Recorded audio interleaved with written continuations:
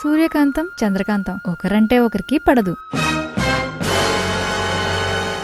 ఏ పని చేసినా సూర్యకాంతం చంద్రకాంతంని మించిపోవాలని అనుకుంటుంది. ఎప్పట్లాగే ఈసారి కూడా గణపతి పండుగ అంగరంగ వైభవంగా చేయాలనుకుంటుంది. దానికోసం సూర్యకాంతం పద్మని కలవడానికి వెళ్తుంది. పద్మ కోడలు సోఫాల కూసోని టీవీ చూస్తూ ఉంటుంది. పద్మ నా కర్మ ఇంతేలే, నా బతుకు ఇంతేలే అని పాడుకుంటూ గిన్నెలు తోముకుంటుంది.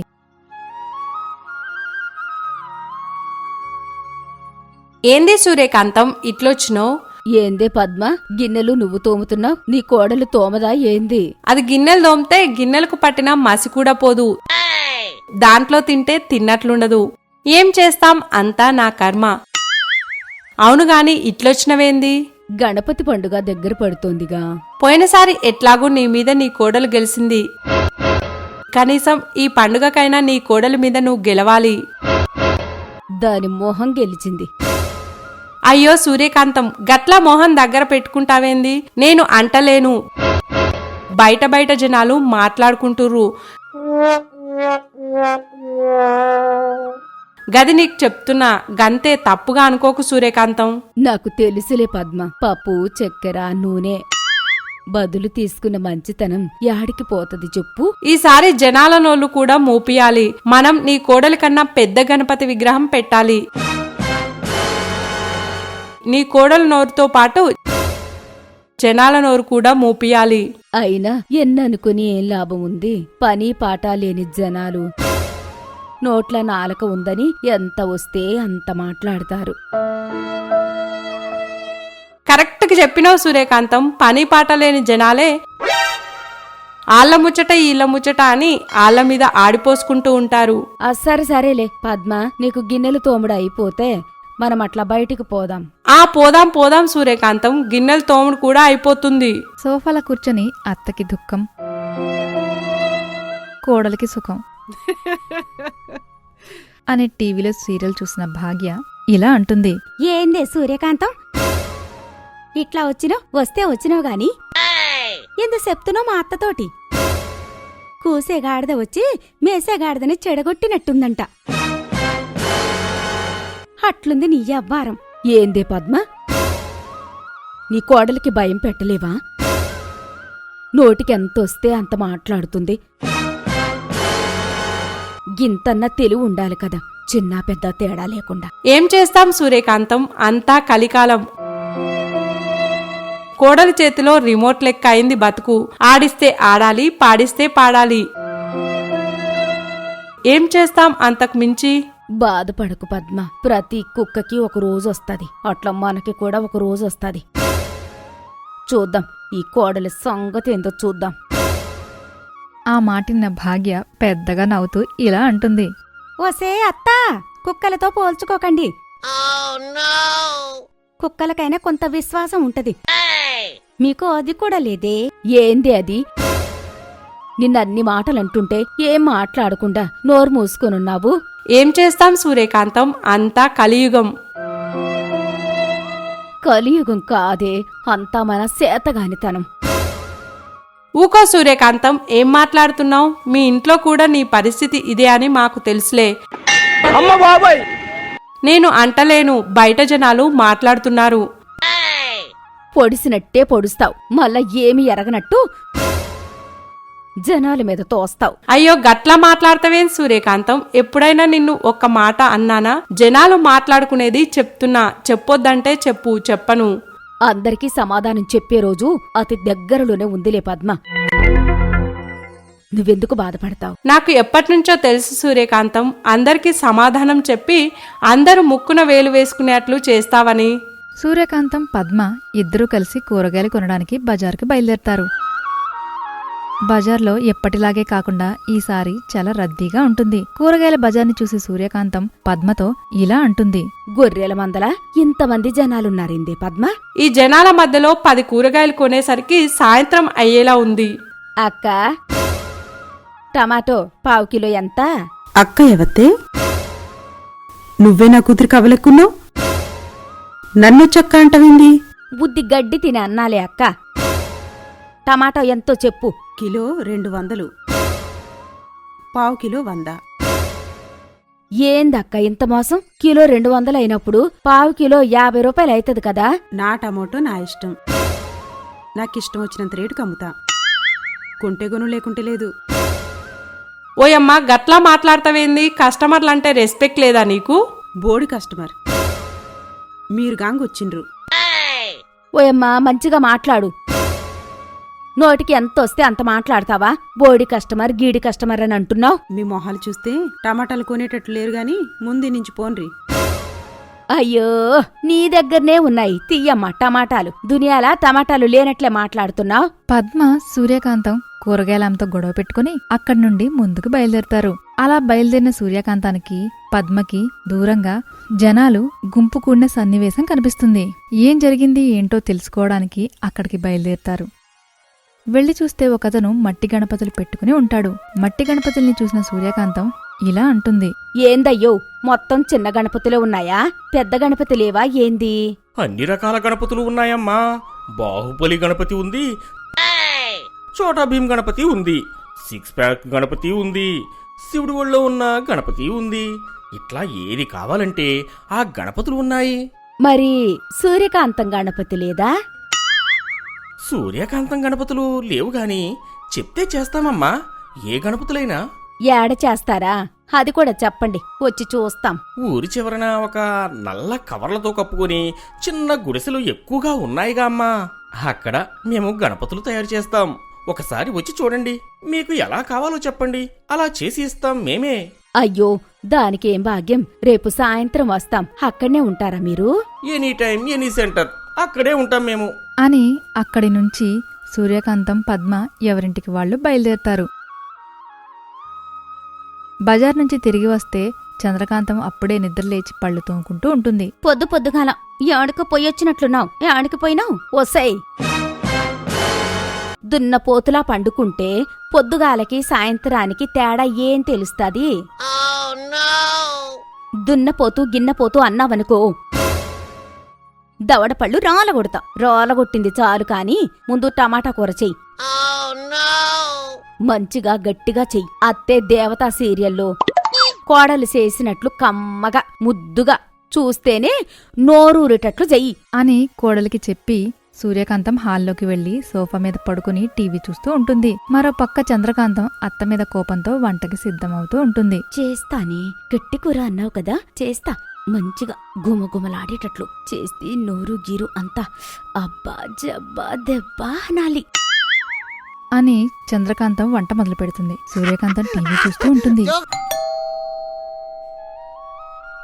బయటి నుంచి డోర్ బెల్ రింగ్ అవుతుంది. సూర్యకాంతం తనని తాను మర్చిపోయి టీవీలో మునిగిపోయి టీవీని చూస్తూ ఉంటుంది. డోర్ బెల్ మళ్లీ మళ్లీ మోగుతూ ఉంటుంది. ఇదంతా వంట రూమ్ లో వంట చేస్తున్న చంద్రకాంతంకి వినిపించి విసుగుపడుతూ ఉంటుంది. వసే ఏం చేస్తున్నావే? బయట ఎవరు డోర్ కొడుతున్నారు, వినపడతలేదా? వినపడతలేదు కోడలా, వచ్చి నువ్వే చూడు ఎవరు కొడుతున్నారు అని చంద్రకాంతం వంట చేసేది మానుకొని డోర్ దగ్గరికి వెళ్లి డోర్ తెరుస్తుంది. పనికి మాలిన పక్కింటి పద్మారావు మొహం నిండా విసుగు పుట్టించే నవ్వుతో చేతిలో చందా బుక్కు పట్టుకుని ఉంటాడు.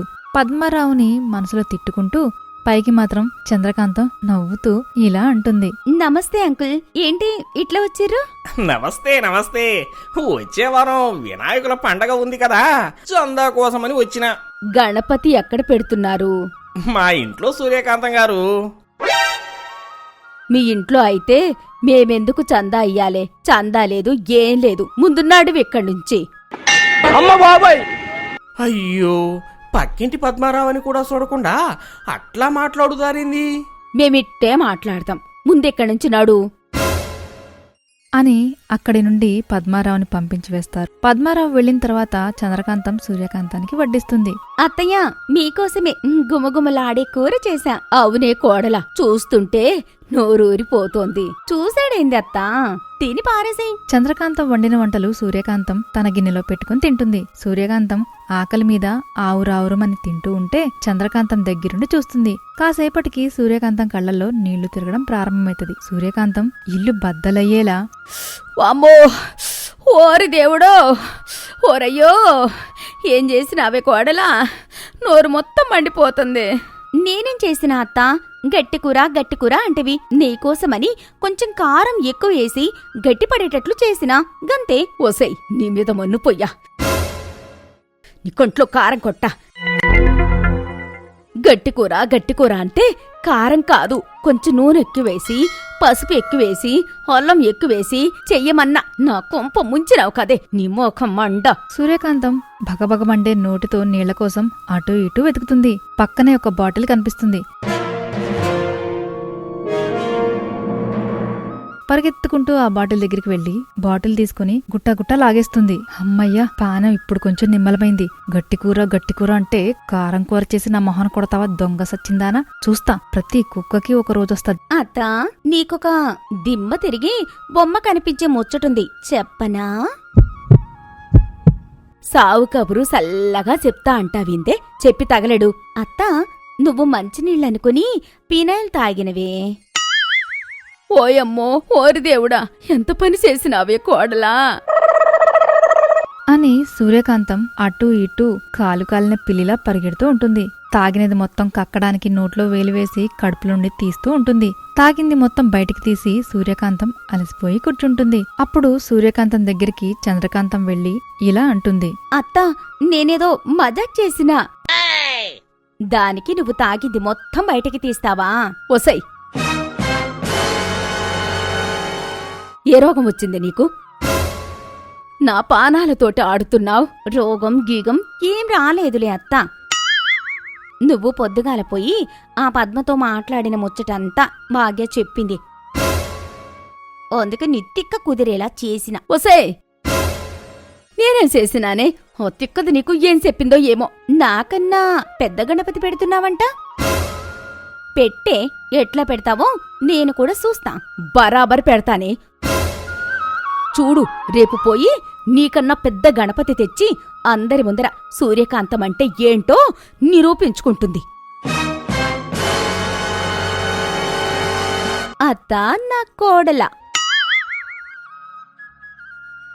సూర్యకాంతం పొద్దుగా లేచి చంద్రకాంతానికి తెలియకుండా గణపతి విగ్రహాలు తయారు చేసిన ప్రదేశానికి వెళ్తుంది. సూర్యకాంతాన్ని గుర్తుపట్టి మట్టి గణపతి చేసే అతను సూర్యకాంతం దగ్గరికి వస్తాడు. మేడం, గుర్తుపెట్టారా? ఆ రోజు మనం బజార్లో కలిసినా కదా. నాకేమన్నా మతి మరిపా నిన్ను గుర్తు పట్టకుండా ఉండడానికి? అయ్యో మేడం, గట్లా కోపం తెచ్చుకుంటారేంటి? గుర్తుపెట్టిరా అని అడిగినా. పోనీలే మేడం, ఏ గణపతి విగ్రహం కావాలి మేడం? బాహుబలి గణపతి కావాలా? చోటా భీమ్ గణపతి కావాలా? మట్టి గణపతి కావాలా? రంగురంగుల గణపతి కావాలా? ఏ గణపతి కావాలన్నా అన్నీ మన దగ్గర ఉన్నాయి. ఆ రోజు చెప్పిన కదా సూర్యకాంతం గణపతి కావాలని. సరే మేడం, మీకు ఏ గణపతి కావాలంటే ఆ గణపతి చూపిస్తా. నాతో పాటు నడవండి. సూర్యకాంతం నడుచుకుంటూ కనిపించే గణపతులన్నీ చూస్తుంది. అలా చూస్తున్న సూర్యకాంతంకి రకరకాల గణపతులు కనిపిస్తాయి. రంగు గణపతులు, మట్టి గణపతులు, బాహుబలి గణపతి, చోటాభీం గణపతి, 6 ప్యాక్ గణపతి, వీటితో పాటు అనేక రకాల గణపతి విగ్రహాలు కనిపిస్తాయి. చివరిగా సూర్యకాంతం ఒక గణపతిని సెలెక్ట్ చేసుకుంటుంది. సూర్యకాంతంకి తెలియకుండా చంద్రకాంతం సూర్యకాంతం వెనక నడుచుకుంటూ వస్తుంది. సూర్యకాంతం ఒక గణపతి దగ్గరికి వెళ్లి ఆ గణపతిని చూస్తూ మనసులో ఇలా అనుకుంటూ ఉంటుంది. ఈ గణపతి నాకు నచ్చింది. ఇదే గణపతిని తీసుకెళ్లి కాలనీలో పెడతా. అందరి ముందు నా కోడలు చంద్రకాంతం నోరు మూపిస్తా. సూర్యకాంతం తడాఖా ఏందో చూపిస్తా. నువ్వేంది నా తడాక చూసేది? నీకన్నా ముందే నేను ఈ గణపతి విగ్రహాన్ని కొనిపెట్టుకున్నా. ఇది ఇల్లు కాదే, నువ్వు ఎట్లా చెబితే అట్లా వినడానికి. ఈ గణపతి విగ్రహాన్ని నేను ముందుగా చూశాను. సరే తరలే, నీకంత సీన్ లేదు. కావాల్సొస్తే అడుక్కో. నేనెందుకు అడుగుతానే? నువ్వే అడుక్కో. వచ్చినావు కదా నా వెనక కుక్కలా. కుక్క ఎవరో అందరికీ తెలుసులే. అత్తా కోడళ్ళు ఇద్దరు కొట్లాడుతుంటే అమ్మే అతను ఇలా అనుకుంటాడు. ఈ అత్తా కోడలు ఇద్దరూ కలిసి మధ్యలో నన్ను పిచ్చోడిని చేసేలా ఉన్నారు అని అనుకుని అక్కడి నుండి మెల్లగా జారుకుంటాడు. ఇంతలో చిన్న కుక్కపిల్ల గణపతి విగ్రహం కింద పడిపోయి అరుస్తూ ఉంటుంది. దానిని చూసి దూరం నుండి ఒక చిన్న పిల్లాడు వచ్చి గణపతి విగ్రహం కింద ఉన్న కుక్కపిల్లని బయటికి తీస్తాడు. అప్పటిదాకా కదలకుండా ఉన్న గణపతి విగ్రహం మెల్లగా కదలడం మొదలవుతుంది. గణపతిని చూసి అందరూ షాక్ అవుతూ ఉంటారు. చూడండి భక్తులారా, నేను పెద్ద పెద్ద విగ్రహాల్లో లేను, మీలోనే ఉన్నా, మీ మంచితనంలోనే ఉన్నా, మీ వెంటే ఉన్నా, కష్టాలలో ఉన్న వాళ్ళకి సహాయం చేసే మీ దయా హృదయంలో ఉన్నా, ఆకలిలో ఉన్న వాళ్ళకి ఆకలి తీర్చే మీ ప్రేమలో ఉన్నా, ప్రాణాపాయంలో ఉన్న వాళ్ళని రక్షించే మీ ధైర్యంలో ఉన్నా, మీతోనే ఉంటా, మీ మంచిలో ఉంటా అని చెప్పి గణపతి దేవుడు మాయమైపోతాడు. అత్తాకోడళ్ళు ఇద్దరూ దేవుడి ఆజ్ఞతో భక్తి పరవశంతో అక్కడే ఉన్న మట్టి గణపతిని తీసుకుని వెళ్లి ఘనంగా పూజలు చేస్తారు. Tota Magic TV. Please like, share and subscribe my channel.